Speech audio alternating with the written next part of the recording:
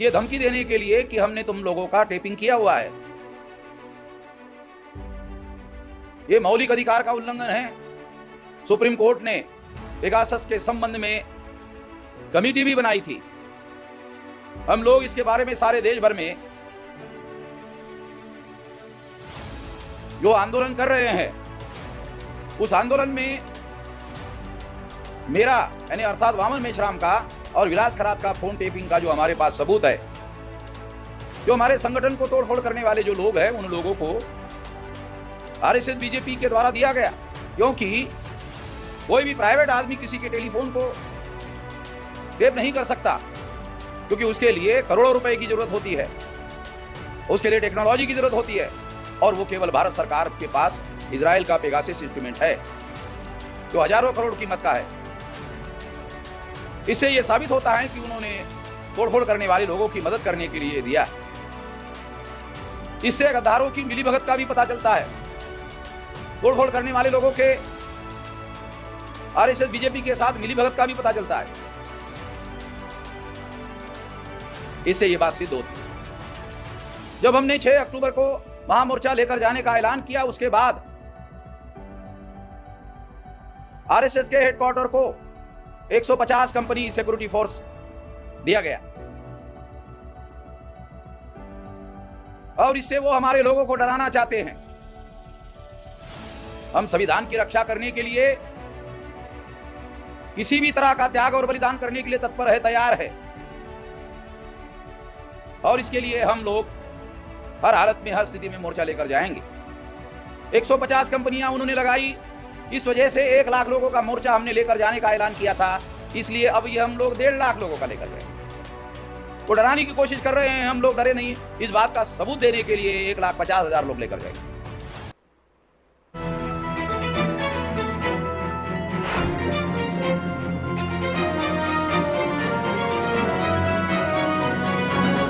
साथियों, आपको अभी तक जानकारी हो गई होगी कि 6 अक्टूबर को आरएसएस के हेडक्वार्टर पर भारत मुक्ति मोर्चा और बहुजन क्रांति मोर्चा के द्वारा और तमाम ऑफशूट संगठन जितने भी हमारे हैं, लगभग 87, उन संगठनों के द्वारा नागपुर में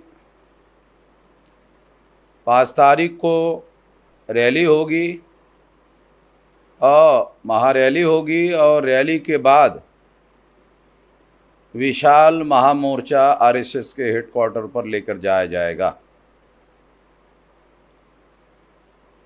इसका मुख्य कारण ये है कि हरियाणा में आर्टिकल 19 का, संविधान के आर्टिकल के 19 का मौलिक अधिकार का, जो आरएसएस की सरकार हरियाणा में है, वो पुलिस की मदद से गुंडागर्दी करने वाले लोगों की मदद करके हमारा कार्यक्रम होने नहीं दिया गया है। ये खुल्लम खुल्ला संविधान का उल्लंघन था, और इसके विरोध में हमने उसी समय घोषित किया था कि आरएसएस के हेडक्वार्टर पर महामोर्चा लेकर जाया जाएगा, जिसमें कम से कम 1 लाख लोग होंगे। ज़्यादा से ज़्यादा कितने भी हो सकते हैं। अब ये तारीख 6 अक्टूबर फिक्स कर दी गई है, और इसलिए सारे देश के लोगों को 567 जिलों में, 31 राज्यों में, 4,000 से ज़्यादा तहसीलों में, 22,000 से ज़्यादा ब्लॉक में, और 1.5 लाख से ज़्यादा गांवों में इसकी तैयारी होनी चाहिए।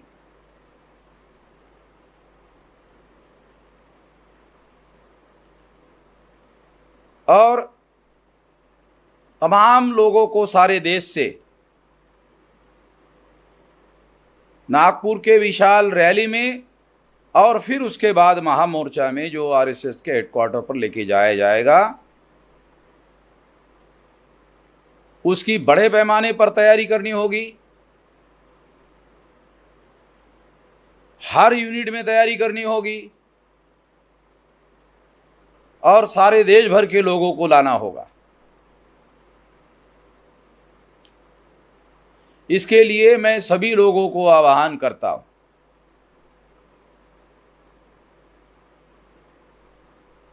एक और बात भी मैं कहना चाहता हूं कि हमारे पास मेरा फोन टेपिंग और विलास खरात का फोन टेपिंग किया गया और जो संगठन के तोड़फोड़ करने वाले लोग आरएसएस और बीजेपी के साथ मिलीभगत से काम कर रहे हैं, उनको दिया गया ये धमकी देने के लिए कि हमने तुम लोगों का टेपिंग किया हुआ है। ये मौलिक अधिकार का उल्लंघन है।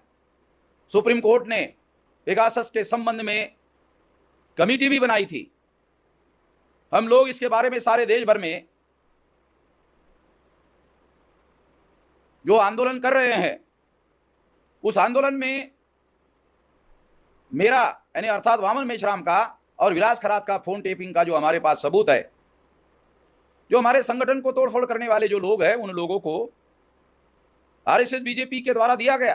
क्योंकि कोई भी प्राइवेट आदमी किसी के टेलीफोन को टेप नहीं कर सकता, क्योंकि उसके लिए करोड़ों रुपए की जरूरत होती है, उसके लिए टेक्नोलॉजी की जरूरत होती है, और वो केवल भारत सरकार के पास इजराइल का पेगासस इंस्ट्रूमेंट है जो हजारों करोड़ कीमत का है। इससे यह साबित होता है कि उन्होंने तोड़फोड़ करने वाले लोगों की मदद करने के लिए दिया है। इससे गद्दारों की मिलीभगत का भी पता चलता है। तोड़फोड़ करने वाले लोगों के आरएसएस बीजेपी के साथ मिलीभगत का भी पता चलता है। इससे यह बात सिद्ध होती है। जब हमने 6 अक्टूबर को महामोर्चा लेकर जाने का ऐलान किया, उसके बाद आरएसएस के हेडक्वार्टर को 150 कंपनी सिक्योरिटी फोर्स दिया गया और इससे वो हमारे लोगों को डराना चाहते हैं। हम संविधान की रक्षा करने के लिए किसी भी तरह का त्याग और बलिदान करने के लिए तत्पर है, तैयार है, और इसके लिए हम लोग हर हालत में, हर स्थिति में मोर्चा लेकर जाएंगे। 150 कंपनियां उन्होंने लगाई, इस वजह से 1 लाख लोगों का मोर्चा हमने लेकर जाने का ऐलान किया था। इसलिए अब ये हम लोग 1.5 लाख लोगों का लेकर जाएंगे। वो डराने की कोशिश कर रहे हैं, हम लोग डरे नहीं। इस बात का सबूत देने के लिए 1,50,000 लोग लेकर जाएंगे, पूरी तैयारी के साथ लेकर जाएंगे।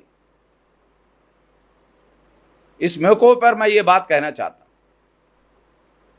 अभी ज्ञानव्यापी मस्जिद के संबंध में फैसला आया है। उसके संबंध में मैं केवल इतना कहना चाहता हूं कि ब्राह्मण इस देश के मूल निवासी नहीं है, और इसलिए यहां पर मूल निवासियों की जो महान संस्कृति सभ्यता थी, चाहे सिंधु घाटी सभ्यता का मामला हो, चाहे महावीर जैन का या बुद्धा का मामला हो, या मौर्य साम्राज्य का मामला हो, सारा का सारा मूल निवासियों का है। पुष्यमित्र शुंग के द्वारा सम्राट बुद्धदत्त मौर्य की हत्या करने के बाद ब्राह्मणों ने सारे देश के महाविहारों पर कब्जा किया, और फिर जब मुगलों का मुसलमानों का आक्रमण हुआ तो उन्होंने ब्राह्मणों के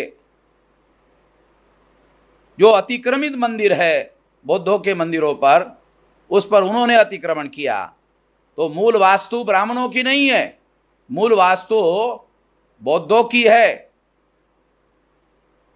बौद्ध लोगों को और मुसलमानों को आपस में बैठना चाहिए, आपस में सलाह मशवरा करना चाहिए। जफर याब जिलानी के द्वारा सुप्रीम कोर्ट में ये बुद्धिस्ट लोगों का हो सकता है अयोध्या का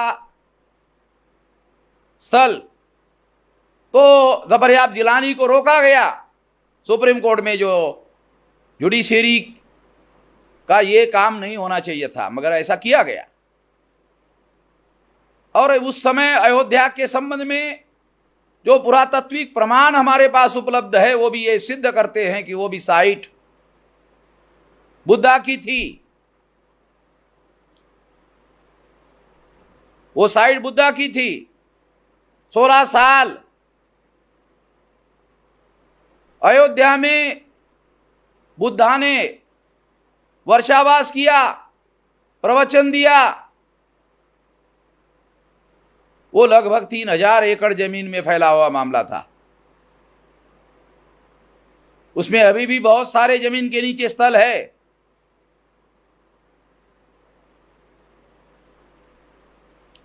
कोविड काल में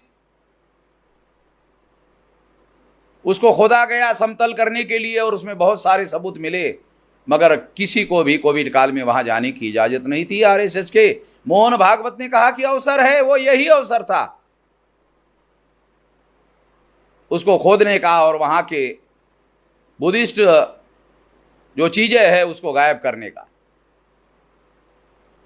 ज्ञानव्यापी में भी बुद्धिस्ट पुरातात्विक प्रमाण उपलब्ध है हमारे पास। ये मूल निवासियों की विरासत है। मथुरा में भी है।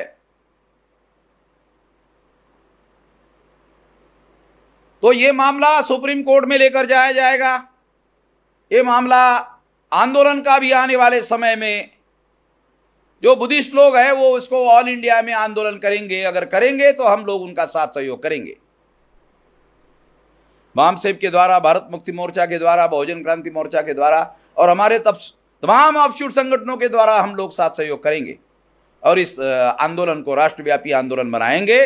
इस मामले को केवल ब्राह्मण और मुसलमानों का मामला नहीं बनने देंगे। ये मूल रूप से वास्तु बुद्धिस्ट लोगों की है और इसके लिए लड़ाई लड़ी जाएगी, आंदोलन किया जाएगा। और फिर एक बार मुसलमानों को और बुद्धिस्ट लोगों को आपस में इस पर सलाह मशवरा करना चाहिए और मिलजुल कर रणनीति बनानी चाहिए। मैं इतना ही कहकर अपनी बात यहीं पर समाप्त करता हूँ और दोबारा अपील करता हूँ सारे देशवासियों को और देश के लोगों को कि वो इस आंदोलन में शरीक हो जाए। दूसरी बात, जो SC ST OBC माइनॉरिटी के तमाम संगठन हैं जो हमारे संगठन के बाहर है, उन लोगों को भी अपील करता हूं कि वो इस आंदोलन में अपने झंडे डंडे बैनर के साथ सहभागी हो जाए। वो लोग भी इस आंदोलन में सहभागी होंगे ऐसी मैं आशा करता हूं और ऐसी तैयारी करने के लिए हमारे तमाम संगठन के लोगों को अपील करता हूं। धन्यवाद।